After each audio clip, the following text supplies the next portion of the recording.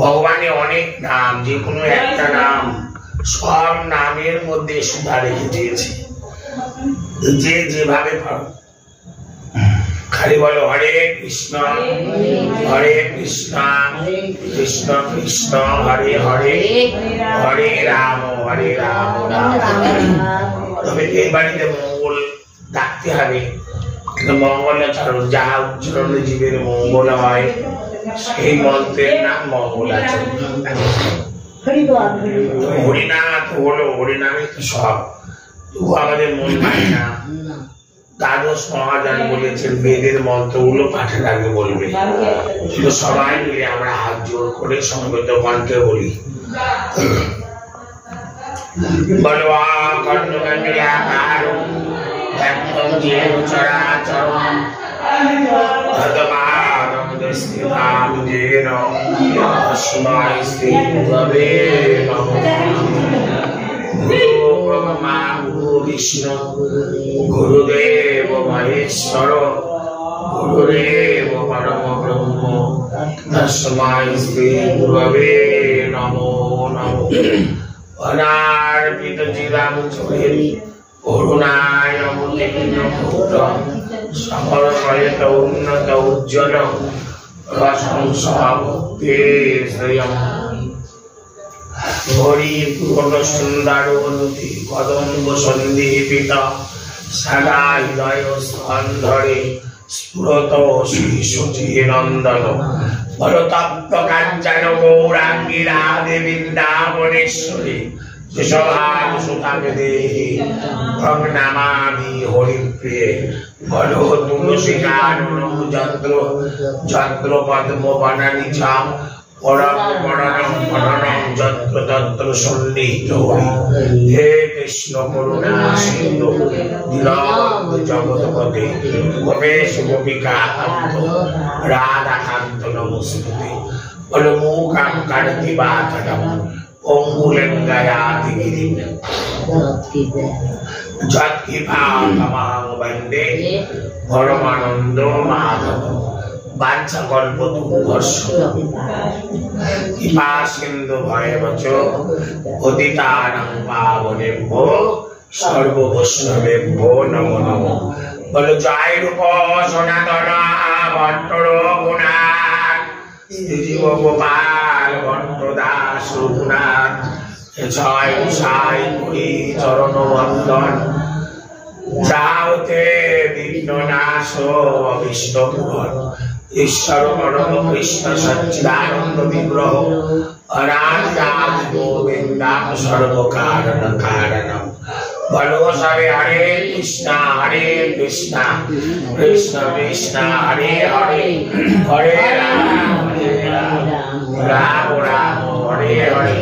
গাও সবে ভক্ত মন্ডলী প্রেমানন্দে উচ্চস্বরে বদন ভরে দুই বাহু তুলে বলো একবার।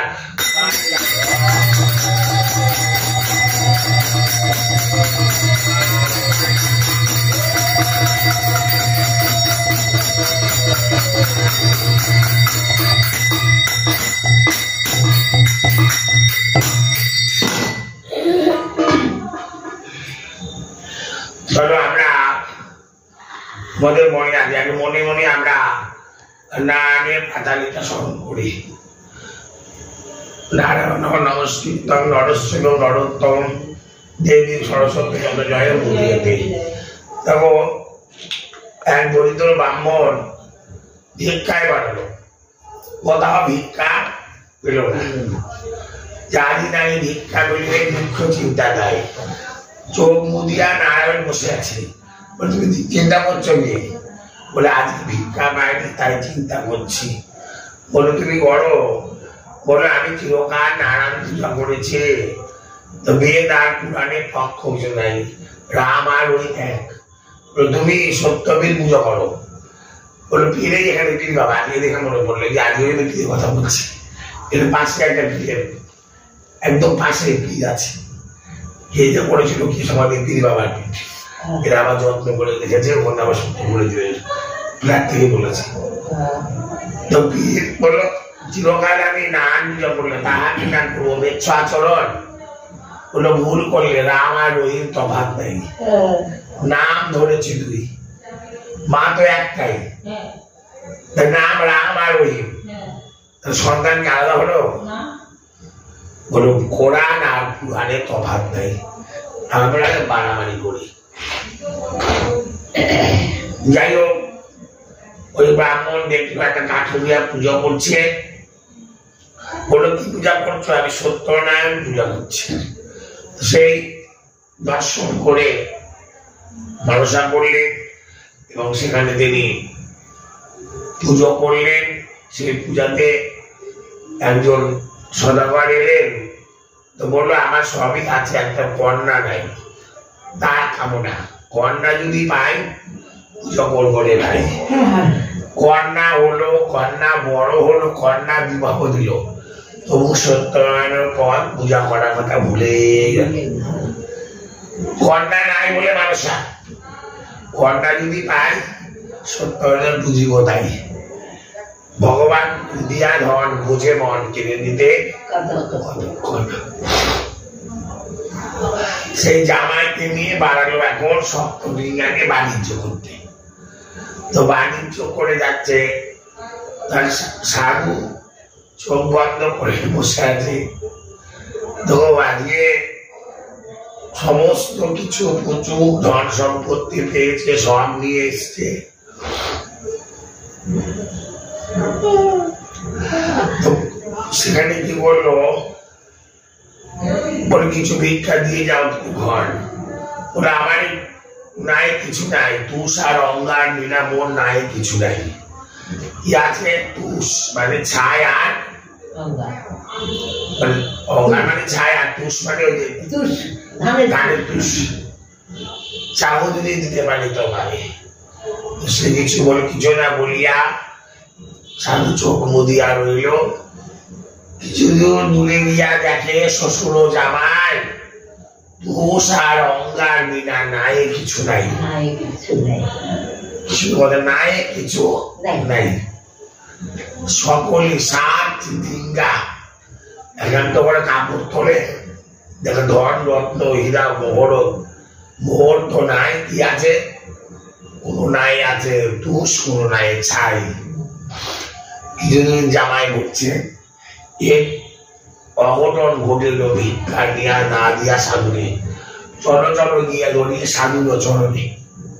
মানে শ্বশুরের তাও জ্ঞান হলো না, জ্ঞান হলো জামাই। জামাই শ্বশুর দিয়ে সাধুর চরণে পড়িল। সাধু গিয়ে বললেন, আমার পায়ে কেন ধরো? করার ভিখারি আমি, পায়ে কেন ধরো? তোমরা আমার ছাড়িয়া নাই দিয়া চলো। ভগবান অভিমান করে না, আমি করার মানে রাস্তার ভিখারি, আমার চরণে কেন পড়ো? তোমরা আমার ছাড়িয়া নাই দিয়া চলো। কর্ম করেছি, ক্ষমা করো নারায়ণ, আমাদের ক্ষমা করো, ক্ষমা করো। ভগবান বলে তথাস্তু। আমি বললেন, আমি সব ঠিক হয়ে গেলে আমি সোনার সিন্নি দিব। কি সিন্নি দিলে? আকাশ সিন্নি দিল না, বিয়ে হলো, বিয়ে দিয়ে দিল, এখন সোনার সিন্নি দেব। নারায়ণ দয়া জন্মিল। যাই হোক, সম্পূর্ণ বলে নিয়ে বিয়ে ফিরে গেল। কন্যা কলাবতী প্রসাদ খেতে মাটিতে ফেলিল, তাহাতে সত্যনারায়ণ রুষ্ট হইল। আবার সপ্তলিঙ্গা সহ জামাই শরীরে ঢুকলো, মানে জলে ঢুকলো। হাই হাই কঙ্কর মাথে মারে হাই হাই করে কাঁদতে লাগলো। ক্ষমা করো, ক্ষমা করবে। নারায়ণের চরণে ধরিল, নারায়ণে আবার মানত করল, প্রভু আবার ক্ষমা করো। যাই হোক, আবার সব সপ্তলিঙ্গা বাসি উঠল। আবার সত্যনারায়ণ পুজো বিচরণ করলেন। সদাগরকে বললেন, নারায়ণ সব শোয়া শোয়া, শোয়া মানটা পান, শোয়া লম্বা ছড়া, পারলে সব শোয়া শোয়া শোয়া, না পারলে শোয়া পদে হয় না। এখন আমি শোয়া মন, শোয়াশে শ্রেষ্ঠ হচ্ছে শোয়া মন। যার সামর্থ্য থাকে, লোকজন অনেক প্রসাদ পাবে, শোয়া মধ্যে করো। না পারলে শোয়াশে, আর না ক্ষমতা থাকলে অপসারবার লোক নেই, শোয়া পোয়া, মানে এক পোয়ার অল্প।